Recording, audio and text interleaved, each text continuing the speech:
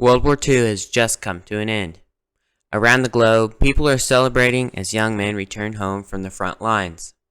But not everyone is rejoicing. Millions of Jews are struggling to rebuild their lives in the wake of the Holocaust and the devastation of the war. For many, returning to their former homes was impossible. Entire communities had been destroyed, and anti-Semitism remained widespread. Some Jewish survivors turned their hopes to a new beginning, the creation of a Jewish homeland in what was then British-occupied Palestine. With the British announcing their withdrawal from the region in 1947, the future of the land became uncertain, its fate now up for grabs. Over 6,000 miles away in New York City, Al Schwimmer, a TWA flight engineer and World War II veteran, walked up into the Kibbutz 14 Hotel, the unofficial headquarters of the Jewish agency in America. Schwimmer had come, not for the first time, to offer his services. Each time he had been turned away. Schwimmer's Jewish grandparents had perished in Nazi concentration camps, and this personal loss fueled his determination to help build and defend the future state of Israel. He firmly believed that the survival of the new state depended on the creation of an Air Force. Back in Israel, Prime Minister David Ben-Gurion was facing a dire situation.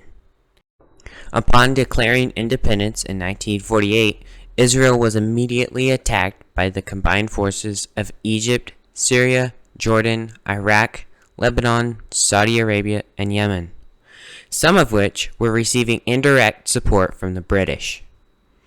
Ben-Gurion, too, understood that an air force was vital to Israel's survival. Schwimmer refused to give up. After repeated visits to the Kibbutz 14 Hotel, he was finally given the green light to begin recruiting men and acquiring aircraft for what would become the Israeli Air Force. He quit his job and immediately headed to California. With the help of Sam Lewis and Leo Gardner, Schwimmer managed to purchase several aircraft, including DC-3s, C-46s, 4 B-17 Flying Fortresses, a Lockheed Constellation, and a P-51 Mustang. He also recruited numerous World War II veterans, including pilots, mechanics, and support crew. Once the aircraft were secured, Schwimmer's team repaired and retrofitted them. The planes were ferried first to Panama, then across the Atlantic to Czechoslovakia, and finally to Israel. It was a dangerous and illegal operation. The U.S. government, enforcing the reactivated Neutrality Act, had made it unlawful to export war materials to conflict zones. Schwimmer and his team had to stay ahead of federal agents and international authorities. One of the most valuable aircraft, a B-17, was impounded by the Portuguese government and never made it to Israel. Bruh.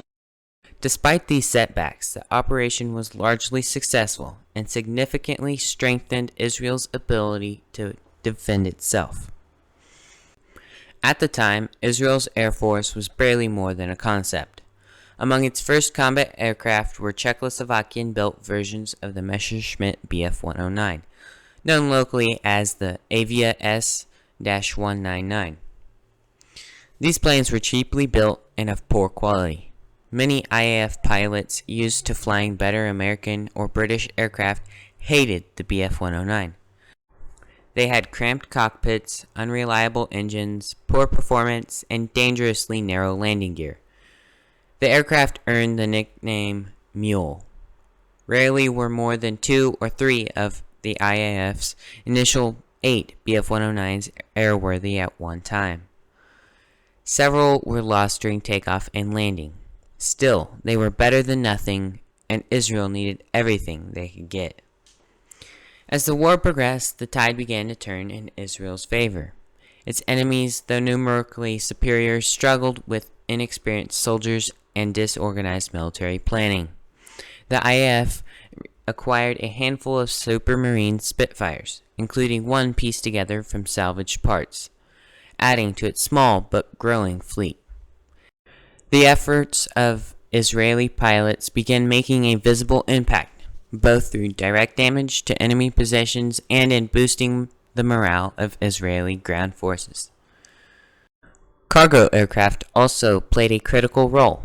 During one of the war's most pivotal battles in the Negev Desert, Israeli forces were surrounded and on the brink of collapse. In response, IAF cargo planes flew 417 night supply missions to a hastily prepared landing strip, bringing in vital food, ammunition, and medical supplies. These flights helped turn the tide and secure a decisive Israeli victory. The 3 IAF B-17s were also used to great effect. One of their most symbolic missions was the bombing of Abdeen Palace in Cairo, a bold strike deep into Egyptian territory. Though the actual physical damage was limited, the psychological impact was enormous. It sent a clear message: Israel had arrived, and it was not going anywhere. The B-17s went on to bomb enemy troop formations, supply depots, and industrial targets across the region, playing a pivotal role in Israel's war effort. Schwimmer's efforts, conducted under immense legal risk and with limited support, proved vital. He built the foundation of the Israeli Airforce before the country had a functioning government, before it had real allies, and before it had borders recognized by the world. The aircraft he delivered helped Israel survive its most vulnerable days. What Schwimmer and his team accomplished was not just the transfer of planes. It was the transfer of capability, of strategy, of survival itself. Against the odds, and often in defiance of the law, they gave Israel a fighting chance, and that made all the difference. Don't forget to like and subscribe, and click the notification bell so you never miss a new video.